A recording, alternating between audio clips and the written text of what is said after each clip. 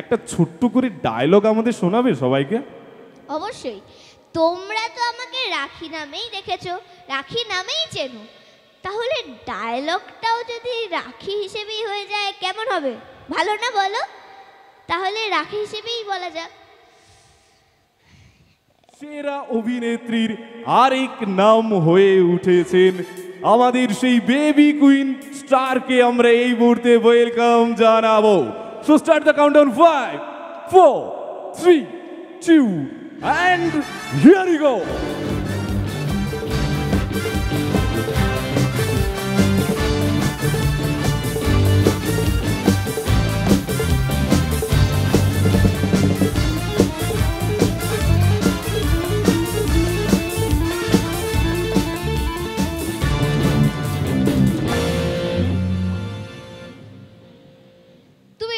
বলো।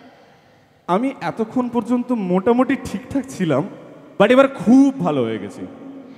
আমার এখানে এসে খুব মজা হচ্ছে, আর থ্যাংক ইউ জানাই কৌশিক দাকে আমাকে এখানে আসতে সাহায্য করার জন্য।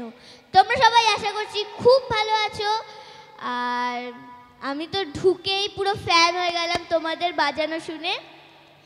শুধু এবার তো ওরা সিঙ্গেল বাজালে চলবে না, এর সঙ্গে এবার আমাকে গানও গাইতে হবে। তোমাদের অনেক সারপ্রাইজ দেওয়া আমার কাছে বাকি আছে। একদমই তাই, কারণ তুমি যখন মঞ্চের উপর চলে এসেছো, আমরা জানি আমাদের প্রিয় অভিনেত্রীর বয়সটা কম হলেও প্রতিভাতে তার কিন্তু গুণ অনেক বেশি। তো সবার আগে তোমার এই মিষ্টি মুখটাকে সঙ্গে নিয়ে, এই হাসিটাকে সঙ্গে নিয়ে যদি প্লিজ আমাদের সবার কাছে তোমার আসল নামটা আমাদের বলে দাও। আমার আসল নাম কৃত্তিকা চক্রবর্তী, কিন্তু তোমরা বোধহয় আমাকে বেশিরভাগ জন রাখি নামেই জানো। একদমই তাই, কারণ তোমার নাম কৃত্তিকা চক্রবর্তী, তাই তো? ঠিক বললাম? আমার নাম সুশোভন চক্রবর্তী। তোমার অভিনয়ের চরিত্রের নাম রাখি, আর আমাদের সম্পর্কটা ভাই বোনের। টোটাল ব্যাপারটা কিন্তু দারুণভাবে আজ ম্যাচ করছে, তাই না?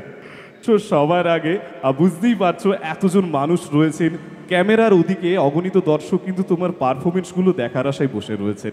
একদমই ডোন্ট ওয়েস্টিং এনি টাইম, আমরা ডিরেক্টলি কোনো পারফরমেন্সের মধ্যে যেতে পারি?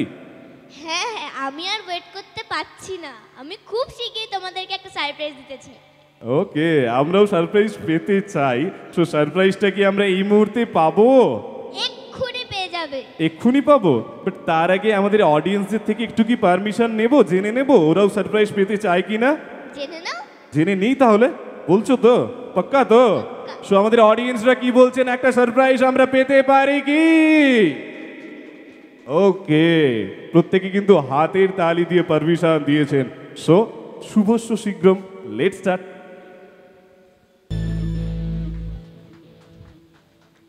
ঠিক কি ছিল? তা আমি তো হাততালি থেকে কিছু বুঝতে পারলাম না। যদি ঠিক থাকো তাহলে আরেকটু হাততালি বাড়তো না, বলো? একদম। তাহলে কি ঠিক ছিল না? ঠিক ছিল তো? তাহলে একটু হাতের তালি বাড়ু। হ্যাঁ একদম সত্যি। তুমি জানো একটা ঘটনা ঘটে গেছে? এইটুকু সময়? এইটুকু সময়ই ঘটে গেল। এই তুমি গানটা করলে তার মধ্যেই ঘটে গেল। দেখো মামি কি বলছে, দেখো। ওকে, ঘটনাটা কি বলবো এখন? এই তুমি দেখলে যখন তুমি গান করছিলে, আমি সোজা একবার গেছিলাম আবার আসলাম, দেখলে কি? আমি খেয়াল করিনি, আমি গানে পুরো ঢুকে গেছিলাম। ওরে বাবা রে, আচ্ছা তাই? কিন্তু একটা ঘটনা ঘটে গেছে জানো। তুমি যখন এই গানটা করছিলে না, পেছন থেকে আমাকে একজন ডাকলো, শোনো।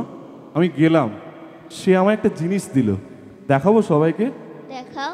আমাকে একটা চিঠি দিয়েছে জানো। তোমার এইটুকু পুচকে একটা বন্ধু, প্রায় তোমার মতনই সেম এজ হবে। হ্যাঁ, দেখে যেটা মনে হলো তোমার মতনই সেম এজ হবে। ও আমায় একটা চিঠি দিল আর বলল, দাদা এই চিঠিটা স্টেজে গিয়ে তুমি একটু কৃতিকার কানে কানে পড়ে দিও, ওকে একটু বলে দিও আমি চিঠিতে কি লিখেছি। যদি তুমি বলো বলি? বলো। বলবো তো? দেখো, ভালো লাগুক বা খারাপ লাগুক, দোষ কিন্তু আমার না। চিঠি যে দিয়েছে দোষ তার। চিঠির খুব করুণ অবস্থা, কারণ চিঠি এখনো অবধি লাঞ্চ করেনি। আপনারা লাঞ্চ করেছেন তো সবাই? যে কজন উপস্থিত রয়েছেন লাঞ্চ করেছেন তো? কিন্তু চিঠিটা তো লাঞ্চ করেনি। এই চিঠিতে কি লেখা আছে জানো? বলো। পড়বো? পড়ো। চিঠিতে তোমার ওই প্রিয় বন্ধুটা তোমার জন্য লিখে দিয়েছে, আষাঢ়ের মেঘ তুমি, শ্রাবণের বৃষ্টি। আষাঢ়ের মেঘ তুমি, শ্রাবণের বৃষ্টি। প্রাণের চেয়েও প্রিয় তুমি, বিধাতার সৃষ্টি। নয়নের কাজল তুমি, মিষ্টি তোমার মুখের হাসি, তাই মন চায় আমরা সবাই রাখিকে আরো বেশি ভালোবাসি, আরো বেশি করে ভালোবাসি। বাহ বাহ, চিঠির কথাটা সুন্দর ছিল। দারুণ ছিল। তাহলে কিন্তু আমার জন্য না, তোমার এই প্রিয় বন্ধুটার জন্য একটু হাতের তালি চাইবে সবার থেকে?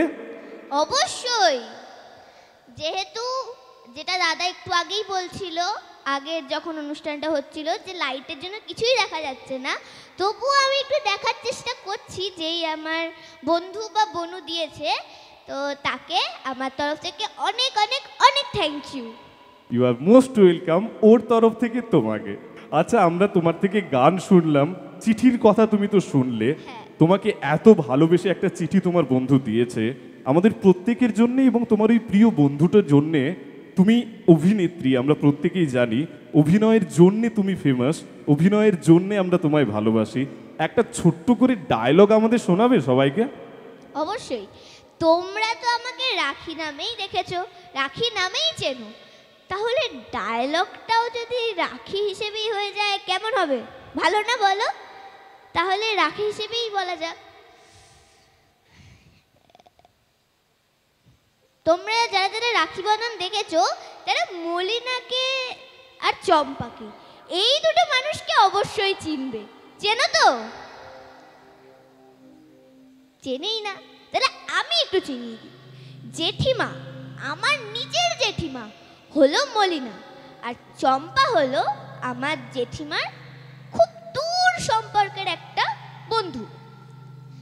তো আমাকে নিয়ে গেছিল চম্পার কাছে। এবার আমি চম্পাকে বলেছি, শোনো চম্পা, তুমি ইলিশ মাছ এনেছো তো? আচ্ছা, বেশ ভালো হয়েছে, আর মাথাটা ফেলো না কিন্তু, মাথাটা আমি পুঁই শাক কাঁচা লঙ্কা দিয়ে খাবো। কি তোমরা খাবে তো? কারা কারা ইলিশ মাছ ভালোবাসো একটু হাততালি দাও তো। তাহলে পরের বার যদি আবার চম্পা আমাকে খাওয়ায়, তখন তোমাদের জন্য নিয়ে আসবো, ঠিক আছে? কৌশিকবাবু আজ কিন্তু ইলিশ মাছের ব্যবস্থা না করলেও চিংড়ি মাছের ব্যবস্থা করেছে। হ্যাঁ হ্যাঁ হ্যাঁ, আমি ঠিক বলছি না ভুল বলছি একটু জেনে নাও যারা লাঞ্চ করেছে তাদের থেকে। তোমরা কি জানো কি করেছে? মাছের ব্যবস্থা আছে, ছিল মাছের ব্যবস্থা, মানে ক্যামেরা চলছে বলে দাঁড়িয়ে দাঁড়িয়ে ঢপ দিচ্ছি না তো, সত্যি বললাম। আসলে সবাই খাচ্ছিল তো, আমি একটু উঁকি মারছিলাম গিয়ে। তো তুমি রয়েছে মঞ্চের উপর, তোমার থেকেই পারফরমেন্স আমরা দেখব, বাট সময় খুবই কম, অল্পখানি সময় আমাদের প্রত্যেকের জন্যে। তুমি যখন রয়েছো, আরেকটা গান কি তোমার থেকে আমরা শুনবো? অবশ্যই, আর জিজ্ঞেস করতে হবে না, শুরু হয়ে যাক। ওকে ওকে, চলো আরেকটা গান আমরা শুনবো রাকির থেকে। থ্যাংক ইউ জানাই কৌশিক দাকে আবারও, আর আনন্দ দাকেও থ্যাংক ইউ জানাই আমাকে এখানে আমন্ত্রণ জানানোর জন্য। আর এবার গানটাও শুরু হয়ে যাক। একদম তাই, গানটা এবার শুরু হয়ে যা। সত্যি আমাদের প্রিয় শিল্পীর কথাতে আমরা প্রত্যেকেই মজে রয়েছি, কিন্তু তার সঙ্গে আরও বেশি করে ওর প্রাণবন্ত পারফরমেন্সগুলোতে আমরা প্রত্যেকে যেন আরও বেশি করে ভালোবাসা খুঁজে পাচ্ছি। নয়ন পর্দার সামনে আমাদের শিল্পীর পরবর্তী পারফরমেন্স সবার জন্য।